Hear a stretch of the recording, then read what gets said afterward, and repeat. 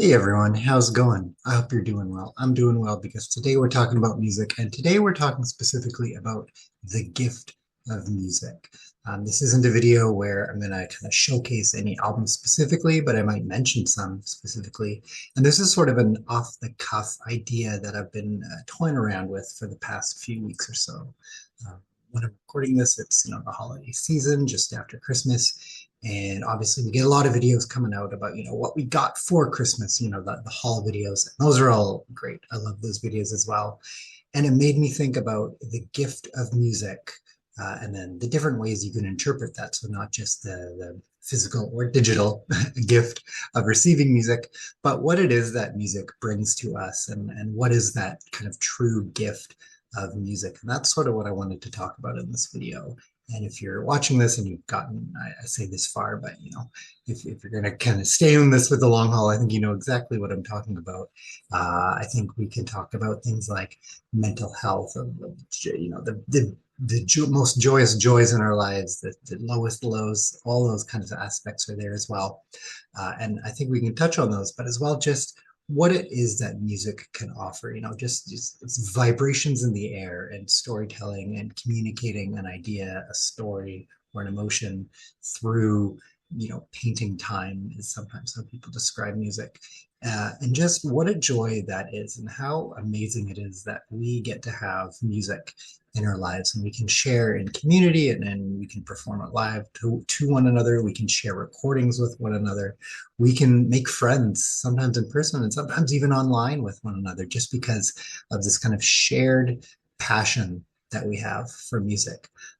Sometimes I think recently about, I've been listening to some of the music from my teenage years and kind of thinking about that, not bringing me back to those places, but almost kind of reassessing of like, is this still good? Is it not? Listening to a lot of 2000s pop punk, some ska and reggae. Some of it is stuff I've never stopped listening to. Some of it's my favorite artists, and then some I go back to listen to and go, yeah, that's we can leave that back there. It didn't age as well, or my own tastes have changed a little bit.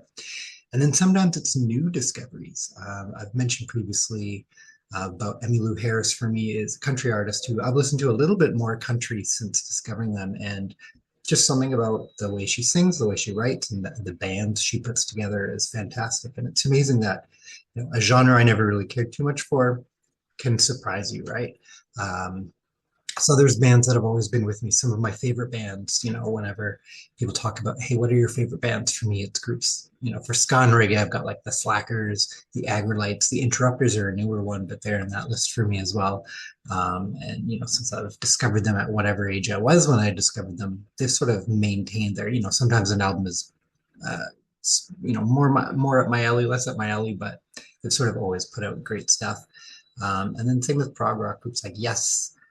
Rush, I haven't listened to, they haven't been a group that I've been listening to more. I've been getting more and more into harder music groups, certainly inspired by them, but listening to more progressive metal in that vein. So, Rush, I think they are still one of my top groups as well, but, not quite as much representative anymore, but certainly, yes, have been up there. I've never been smart enough for Gentle Giant, but groups like ELP as well. Um, I think especially for ELP, Emerson, Lake and Palmer, for them, it's sort of they're the best and the worst of progressive rock as a genre. Like if you wanted to know why people love the genre as well as why people really hate the genre, just give almost any of the Emerson, Lake and Palmer albums a listen and you'll get it. Um, and then back to that idea of mental health and healing, right? Sometimes you can be going through the worst time, but music is free. You don't have to pay to get access to music. And you can. We're part of a community where we buy physical media, and that can sometimes cost money. Sometimes it's free if you just ask around. But there's things like libraries that have physical media that you can take out CDs and DVDs and things like that. Um, a lot of these streaming services online, they'll have free options. So obviously that is a question of access as well in terms of paying for an internet connection, things like that.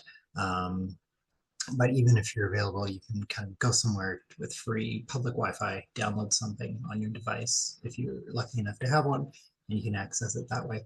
But even just singing, even just getting together again, bringing it back to that community, and hearing people perform live, be it a busker or a band or anything like that. Music is just something that is a gift in itself. Um, and I think that's kind of what I wanted this video to be about. I don't even know how long I've been talking. I haven't, I didn't script it out. I just had all these ideas in my head of things about music I wanted to get out. And again, maybe I'd talk about some specific artists I've been working on, some reviews, some ideas I want to get out there in the new year. But in general, I just wanted to think about not just the physical or digital gifts we might receive from music, but what it is that music can offer us. I don't want to pull too much from Now Spinning Magazine, but Phil always says music is the healer and the doctor, and that's certainly true. And it can be so much more. And healer, not just pain, but it can heal communities, right? It can heal people. It can inspire protests and revolts. Music has that power. It can really put into words and melody a feeling that might not have any other way to be put out there. Um, in such a short and concise way. And you'll see a prog rock band, and then it will take an entire side of a vinyl record.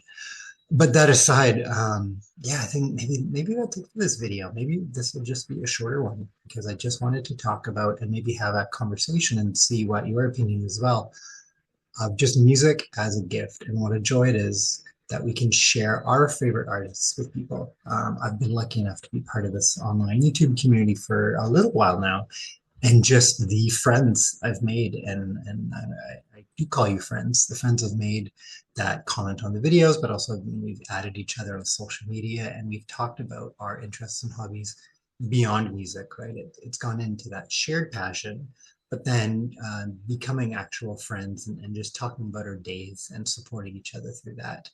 Um, and that's been a gift in and of itself as well. So I just wanted to hop on really quick to talk about the gift of music. Thank you so much, and I'll catch you next time. Bye.